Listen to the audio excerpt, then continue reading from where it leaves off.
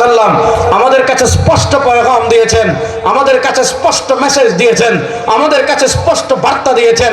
আমরা দেশ ছাড়তে পারি, আমরা দল ছাড়তে পারি, আমরা নেতা ছাড়তে পারি, আমরা নেত্রী ছাড়তে পারি, আমরা টাকা ছাড়তে পারি, আমরা পয়সা ছাড়তে পারি, আমরা সন্তান ছাড়তে পারি, আমরা স্ত্রী ছাড়তে পারি, আমরা পীর ছাড়তে পারি, আমরা জান দিয়ে দিতে পারি। ইসলামের প্রশ্নে কারোর সাথে কোনো আপোষ নাই। ইমানের প্রশ্নে পৃথিবীর কারোর সাথে কোনো আপোষ নাই। বলেন না, ইমানের প্রশ্নে পৃথিবীর কারোর সাথে কোনো আপোষ নাই। ইনশাআল্লাহ বলেন, ইমানের প্রশ্নে কারো কাছে কোনো আপোষ নাই। বলেন, ইমানের প্রশ্নে কারো সাথে কোনো আপোষ নাই। ইমানের প্রশ্নে আমরা হলাম হযরত হুযায়ফা রোমানদের কাছে দাওয়াত নিয়ে গিয়েছেন। রোমান বাদশা তো অহংকারী, সাথীকে ধরছে, কড়াইতে তেল গরম কর।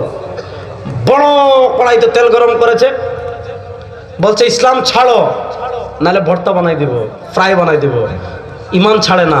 প্রথমে একজনকে দিছে, মুহূর্তের ভিতর ফ্রাই হয়ে গিয়েছে। আবার বলে আরেকজনকে ইমান ছাড়ো, ইমান ছাড়বো না, ছাড়ছে।